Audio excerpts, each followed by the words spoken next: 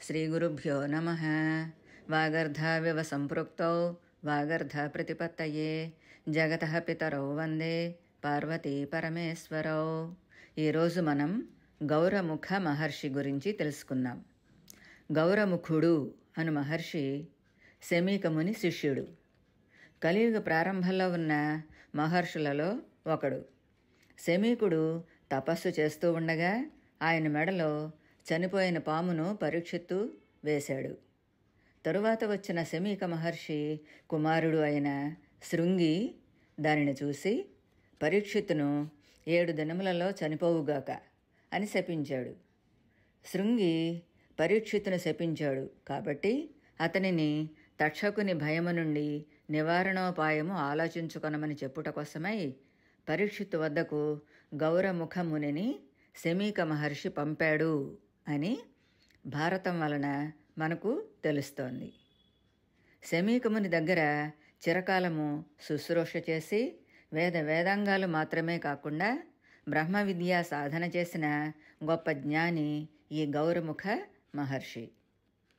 చాలా గొప్పవాడైన ఈ గౌరముఖ మహర్షికి అనేక మంది శిష్యులు ఉన్నారు. వారంతా బ్రాహ్మణులు. వారు రుద్రాక్షలు ధరించి జడలతో ఒళ్లంతా కప్పబడి ఉన్నవారు. గౌరముఖుడు అలాంటి సిద్ధపురుషుడు, వాక్సిద్ధి కలవాడు. సంకల్ప మాత్రం చేతనే విష్ణువును దర్శనం చేయగల శక్తి కలవాడు. ఈయన ఆశ్రమాన్ని దర్శించడానికి అనేక మంది మహాత్ములు వచ్చేవారు. ఆ ఆశ్రమంలోని చెట్లకు విరగబూసిన పువ్వుల సువాసనలు నింగి నుండి నేలకు దిగివచ్చినట్లుగా ఉండేవి. అటువంటి సుందరమైన గౌరముఖుని ఆశ్రమమును చూసి దుర్జయుడు అను రాజు తన సైన్యంతో సహా పరమ ధార్మికులైన ఋషులను సందర్శించాలి అని తలపోసి అక్కడికి వచ్చాడు. ఆ విధంగా వచ్చిన వారిని చూసి గౌరముఖుడు ఆ రాజుతో, నీకు నీ పరివారానికి ఈ రాత్రికి ఆతిథ్యం ఇస్తాను ఉండు అని చెప్పాడు. దానికి ఆ రాజు, మాకు నీవేమీ ఆతిథ్యం ఇవ్వగలవు, అయినా చూస్తాను అని అహంకారంగా మాట్లాడాడు. గౌరముఖుడు విష్ణువును స్తోత్రం చేసి స్మరించగా విష్ణువు ప్రత్యక్షమై వరం కోరుకోమన్నాడు. దేవా, నా కడకు దుర్జయుడు అను రాజు పరివారంతో అభ్యాగతులై వచ్చారు. వారికి విందు చేయాలి. కావున నేను చేతితో ఏది తాకినా, కంటితో చూసినా ఏదైనా సరే 4 విధములైన భోజన పదార్థములు కావాలి. నేను మనస్సులో ఏది ధ్యానించినా అది అంతా నాకు సిద్ధం కావాలి అని అడిగాడు. అంతా ఆ మహావిష్ణువు ప్రసన్నుడై దివ్యమైన ఒక మణిని ఇచ్చి అదృశ్యమయ్యాడు. ఆ మణిని తీసుకుని తన ఆశ్రమానికి వెళ్ళి దాని ప్రభావంతో ఆ రాత్రి వారికి మృష్టాన్న భోజనాలతో తృప్తి కలిగించాడు. వారంతా సుఖభోగాలు అనుభవించడానికి అనేక రాజప్రాసాదాలు, ఉద్యానవనాలు ఏర్పాటు చేశాడు. విష్ణు ప్రసాదితమైన మణిని ఆ రాజు చూస్తూ ఉండగా ఒకచోట ఉంచాడు. దివ్యమైన ఉపచారములతో ఆశ్చర్యపోయి, ఈ సామర్థ్యం మహర్షి తపము వల్ల ఏర్పడిందా లేక మణి యొక్క మహిమ అని ఆలోచిస్తూ ఆ రాత్రి గడిపాడు. తెల్లవారగానే ఈ మణి నాకు ఎట్లు దక్కుతుంది అని ఆలోచిస్తూ ఆశ్రమము నుండి బయటకు రాగానే ఆ ప్రాసాదములు అన్నీ మాయమైపోయాయి.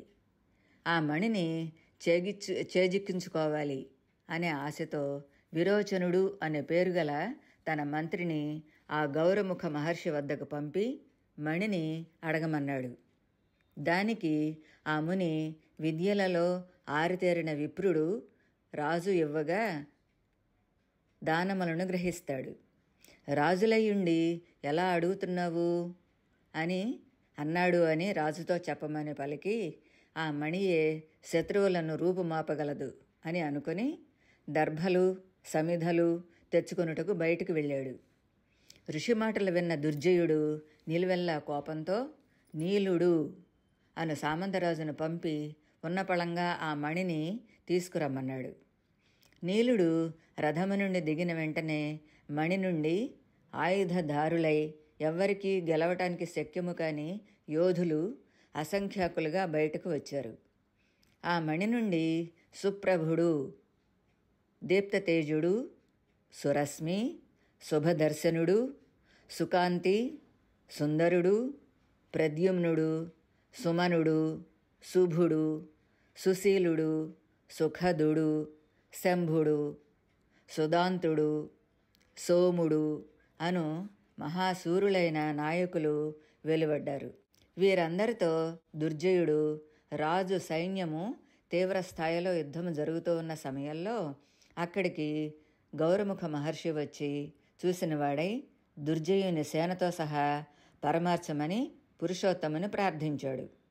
వెంటనే ఆ హరి తన సుదర్శన చక్రముతో అందరినీ నిమిషమాత్రములో చంపివేశాడు. కావున ప్రాంతమునకు నైమిషము అని పేరు వచ్చింది. బ్రాహ్మణులకు యజ్ఞపురుషుడైన నాకును ఈ నైమిషారణ్యము నెలవయ్యుండును.